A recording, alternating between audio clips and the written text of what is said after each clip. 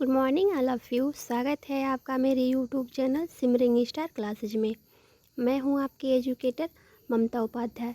दोस्तों, हम अपने वीडियो में जीएससी लेक्चरार की तैयारी कर रहे हैं, जिसमें हमने सामाजिक समूह को पढ़ा था, जिसमें प्राथमिक समूह, द्वितीयक समूह, अंतः समूह एवं बाह्य समूह को हमने अपने पहले के वीडियो में देख लिया था। सामाजिक समूह का अर्थ एवं परिभाषा हमने देख लिया था। उसके बाद से हमने सामाजिक समूह की विशेषताओं को देख लिया था।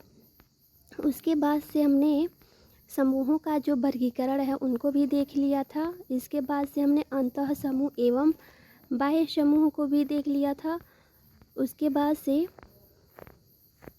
हमने प्राथमिक समूह को देखा था। इसके बाद से हम प्राथमिक समूह की परिभाषा को देख रहे थे, जिसमें हमने लुंड वर्ग की परिभाषा से वीडियो कंटिन्यू करने के लिए कहा था। चलिए दोस्तों, देखते हैं प्राथमिक समूह की परिभाषा लुंड वर्ग ने किस प्रकार से दी है। प्राथमिक समूह को परिभाषित करते हुए लुंड वर्ग लिखते हैं कि जो प्राथमिक समूह है उसका तात्पर्य दो या दो से अधिक ऐसे व्यक्तियों से है जो घनिष्ठ रूप से सहभागी और व्यक्तिगत ढंग से एक दूसरे से व्यवहार करते हैं। यानी जो प्राथमिक समूह है उसमें दो या दो से अधिक ऐसे व्यक्ति होते हैं जो घनिष्ठ रूप से सहभागी होते हैं और व्यक्तिगत रूप से एक दूसरे के व्यवहारों का अध्ययन करते हैं। प्राथमिक समूह की परिभाषा देते हुए फेयर चाइल्ड लिखते हैं कि एक प्राथमिक समूह जिसमें 2 से लेकर 50 या 60 लोगों के अर्थात एक छोटी संख्या के जो अपेक्षाकृत अधिक लंबे समय तक चलने वाले आमने सामने के संबंध में किसी एक उद्देश्य के लिए नहीं वरन केवल एक विशिष्ट एक व्यक्ति के रूप में, ना कि किसी विशिष्ट कार्यकर्ताओं, प्रतिनिधियों या संगठनों के नियुक्त के रूप में रखते हैं के रूप में परिभाषित किया जा सकता है। यानी फेयर चाइल्ड लिखते हैं कि जो एक प्राथमिक समूह है उसमें 2 से लेकर 50 या 60 लोग अर्थात एक छोटी संख्या से एक बड़ी संख्या तक आमने सामने के संबंध में किसी एक उद्देश्य के लिए नहीं वरन एक से अनेक उद्देश्य के लिए किसी विशिष्ट कार्यकर्ताओं द्वारा या प्रतिनिधियों द्वारा या संगठनों द्वारा नियुक्त रूप में रखते हैं। इसके रूप में हम प्राथमिक समूह को परिभाषित कर सकते हैं।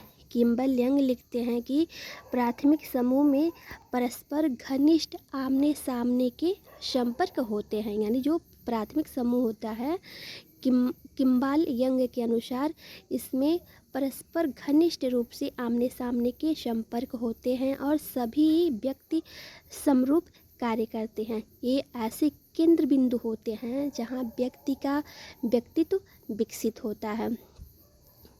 प्राथमिक समूह को परिभाषित करते हुए अलिंग्स और इंग्लिश लिखते हैं कि प्राथमिक जो समूह होता है उनके सदस्यों के संबंध भी प्राथमिक होते हैं, जिनमें व्यक्ति के आमने सामने के संबंध होते हैं तथा सहयोग और सहवास की भावनाएं इतनी प्रबल होती हैं कि व्यक्ति का अहम हम की भावना में बदल जाता है। यानी अंकलेस इंकल्स जो हैं वह प्राथमिक समूह को परिभाषित करते हुए लिखते हैं कि जो प्राथमिक समूह होता है इनके सदस्यों का जो संबंध होता है वह भी प्राथमिक होता है और ये एक दूसरे के साथ सहयोग और सहवास की भावनाओं को इतनी प्रबल रखते हैं कि इनमें जो अहम का भावना होता है वह हम की भावना में बदल जाता है। अब हम प्राथमिक समूह के उदाहरण को देखेंगे। कूले ने परिवार, क्रीड़ा समूह एवं पड़ोस को प्राथमिक समूह माना है। यानी जो चार्ल्स कूले हैं हमारे समाजशास्त्री, उन्होंने प्राथमिक समूह में परिवार, क्रीड़ा समूह एवं पड़ोस को प्राथमिक समूह माना है। यहीं मैकाइबर व पेज ने परिवार, क्रीड़ा समूह, मित्र मंडली, गपशप समूह, साझेदारी, अस्थाई भाईचारा, अध्ययन समूह है, गैंग, जनजाति परिषद आदि को इस श्रेणी में रखा है। तो डेविस ने परिवार को क्रीड़ा समूह, पड़ोस, गांव तथा कार्य करने वाले के समूह में रखा है। यानी जो 4 स्कूलें हैं उनके अनुसार अगर हम प्राथमिक समूह के उदाहरण को देखें तो उसमें परिवार आ जाएगा, क्रीड़ा समूह आ जाएगा एवं पड़ोस आ जाएगा। अगर हम मैकाइबर और पेज के अनुसार प्राथमिक समूह के उदाहरण को देखें तो इसमें परिवार आएगा, क्रीड़ा समूह आएगा, मित्र मंडली आएगी, गपशप समूह आएगा, साझेदारी आएगी, स्थानीय भाईचारा आ जाएगा, जो अध्ययन का समूह है वो आ जाएगा, गैंग आ जाएंगे, जनजाति परिषद आ जाएंगे। और अगर डेविस के अनुसार हम प्राथमिक समूह के उदाहरण को देखें तो उसमें क्रीड़ा समूह, पड़ोस, परिवार तथा जो कार्य करने वाले के समूह होते हैं वो आ जाएंगे। अतः उपरोक्त विवेचन से स्पष्ट है कि किसी समूह के प्राथमिक समूह कहलाने के लिए कुछ भौतिक एवं आंतरिक विशेषताओं का होना जरूरी है। यह सर्वप्रथम हम भौतिक विशेषताओं पर विचार करेंगे। यानी जो प्राथमिक समूह है उसमें कुछ भौतिक विशेषताएं भी होती हैं और कुछ आंतरिक विशेषताएं भी होती हैं। सबसे पहले हम भौतिक विशेषताओं को देखेंगे कि जो प्राथमिक समूह है इनमें भौतिक विशेषताएं कौन कौन सी होती हैं। यद्यपि 4 स्कूलों ने प्राथमिक समूह के लिए आमने सामने के संबंधों पर जोर दिया है। यानी जो 4 स्कूलें हैं वो कहते हैं कि जो प्राथमिक समूह है वो आमने सामने के संबंधों में बंधा हुआ है, लेकिन आपने ऐसे संबंधों की विस्तृत विवेचन प्रस्तुत नहीं की है। लेकिन जो 4 स्कूलें हैं उन्होंने ऐसे संबंधों के बारे में कुछ विवेचन प्रस्तुत नहीं किया है। प्रोफेसर किंग्सले डेविस ने प्राथमिक समूह के निर्माण के लिए 3 आवश्यक दशाओं का उल्लेख किया है, जिसमें सबसे पहली जो आवश्यक दशा है वह है शारीरिक समीपता। प्राथमिक समूह के लिए डेविस जो है वह शारीरिक समीपता को महत्व देते हैं। यानी सबसे पहले शारीरिक समीपता होना बहुत ही ज़रूरी है ताकि व्यक्ति में घनिष्ठता या घनिष्ठ संबंध स्थापित हो सके। व्यक्ति के एक दूसरे के निकट होने के साथ साथ उनमें उठने बैठने, खाने पीने तथा साथ साथ पढ़ने तथा बातचीत करने से उन्हें या उनके जो विचार हैं तथा जो भावनाएं हैं उनको हम सरलता से आदान प्रदान कर सकते हैं या सरलता से उनका आदान प्रदान हो जाता है। निकट संपर्क से व्यक्तियों में परिचय बढ़ता है तथा वह एक दूसरे के प्रति आदर और सहानुभूति एवं सहयोग उत्पन्न करते हैं। जो दूसरी आवश्यक दशा है वह है लघु समूह का लघु आकार। यानी जो समूह है वह छोटा होना चाहिए। समूह जितना छोटा होगा सदस्यों में उतनी अधिक मात्रा में घनिष्ठता होगी या निकटता होगी। दोस्तों यहाँ निकलना जो है वो गलती से टाइप हो गया है, वहाँ पे निकटता होगी और घनिष्ठता होगी। यदि समूह का बड़ा आकार है तो उनके सभी सदस्य एक दूसरे से नहीं मिल पाएंगे। यानी जो समूह है अगर इसका बड़ा आकार होगा तो उनके जो सदस्य हैं वो एक दूसरे से नहीं मिल पाएंगे, अतः इसमें क्रिया की मात्रा कम होगी। जो समूह बड़ा होगा उसमें लोग एक दूसरे से कम मिल पाएंगे तो इसमें जो क्रियाएं होगी वह भी कम होंगी। समूह के छोटे आकार का होना ही अच्छा होता है या छोटे आकार होने से ही सदस्य एक दूसरे को व्यक्तिगत रूप से जान सकते हैं।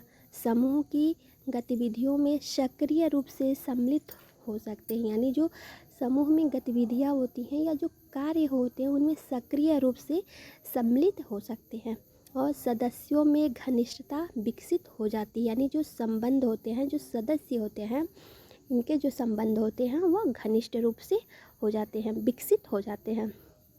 तीसरी जो है आवश्यक दशा वह है संबंधों की अवधि। संबंधों की अवधि का घनिष्ठता के साथ सीधा संबंध पाया जाता है।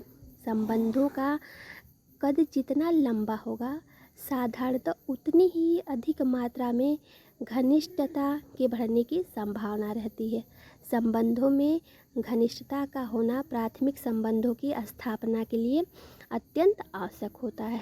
निरंतर व्यवहारों से ही सदस्यों में एक दूसरे के प्रति जो विश्वास है और आत्मीयता के भाव होते हैं वह पैदा होते हैं, जो संबंधों में घनिष्ठता के लिए जरूरी होते हैं।